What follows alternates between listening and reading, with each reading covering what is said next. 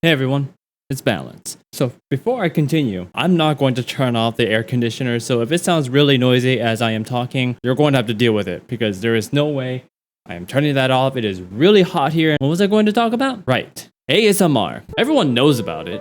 Everyone has heard of it. What is it exactly? ASMR, or Autonomous Sensory Meridian Response, is the tingling sensation felt right around the top of the head and can sometimes, for some people, move down the neck to the spine. It is usually described as somewhat of a euphoric sensation. For me personally, I can only feel the tingling up on the top of the head, but everyone experiences it differently. The earliest recorded discussion of the phenomenon was found in online forums around the year 2007. However, the term ASMR itself was coined by a YouTuber named Jennifer Allen back in 2010. This reaction is often caused by a wide range of auditory and sometimes even visual stimuli, often referred to as triggers. Some of the most common ones are tapping, blowing into the microphone, quiet tongue clicking, and probably what more people are familiar with, whispering into the mic. According to many people, some of the benefits of ASMR can include the following: improved mood, pain relief, better concentration, better sleep, reduced anxiety, and there is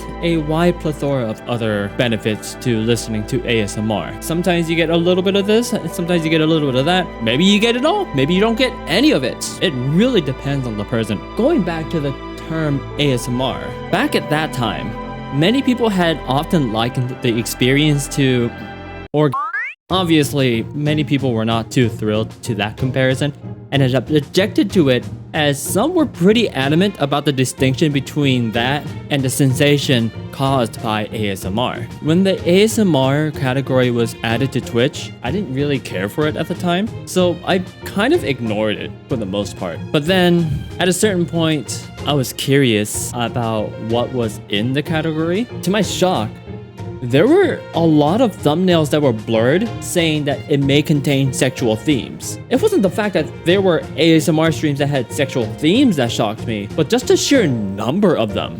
I had seen some Twitter posts that highlighted certain ASMR streamers doing some rather questionable acts. So earlier I had mentioned how ASMR was likened to that of a release. Perhaps due to the similar feelings between these two sensations, that it gave rise to a new subgenre in ASMR known as ASMRotica. ASMRotica is the subgenre of ASMR that specifically focuses to be more simple in nature with how the performers portray themselves and how the sounds they use for their content. There are many people who enjoy this sort of content and feel it's more intimate compared to their more explicit video content. The intensity of the ASMRotica content varies wildly, I found, to it being rather tame, or some just honestly flat out uncomfortable. I'm sure at one point, many of you have seen examples of these performers from Twitch doing some bizarre things, honestly.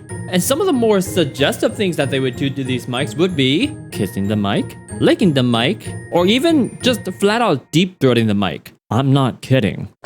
When I was going through the ASMR category on Twitch, I felt like I was like a kid going through a Spencer shop for the first time. Every time I would go into one of these ASMR streams, it was like going through a new aisle. Sometimes it'd be perfectly normal. Then when I go to the next stream, someone's just flat out making out with the microphone, pushing past my comfort zone. I went into these streams because I still wanted to know what these ASMR streams were like, and honestly, I can see why people like these ASMR streams. There's a sense of intimacy when these people are whispering into your ears, responding to your chat messages as they continue their ASMR performance. Of course, each streamer has their own little communities, which I'm sure helped a lot of people connect with each other as well. What surprised me more than anything from these ASMR streams was the number of rerun streams. It's quite clever, honestly. Even if you've already been in that stream before, you could easily just play it again and run it as background noise. Because not everyone is always going to be able to make the streams, right?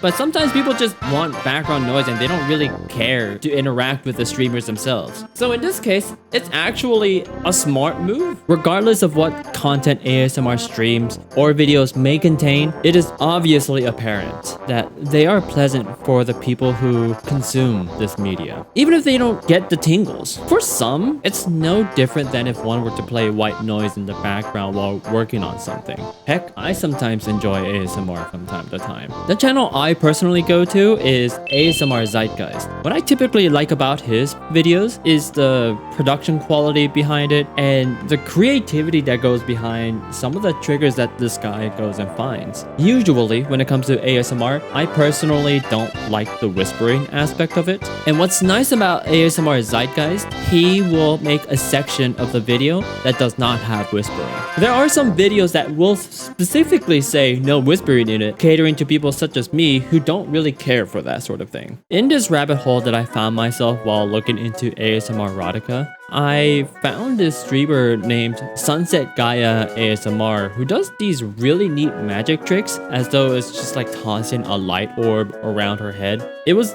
a really interesting visual to accompany the sounds that she was making for the ASMR aspect of it. So, what's the moral of the video? Is ASMRotica taking over the internet? I don't think so. I wanted to know why it came into the rise and why people are interested in that sort of thing. Just because I don't like it, it doesn't mean that it's wrong. I mean, no shame in it, honestly. If you like it, that's cool. But I will say though, some of these ASMR roleplays are a little wacky. But yeah, whatever. I just wanted to talk about it because I thought it was interesting. So, you like ASMR? Neat. You like ASMRotica? Cool. You don't like ASMR? Whatever. That's perfectly fine too. Anyway, yeah. I'm going to go ahead and just watch some ASMR right now. So, yeah. Toodles.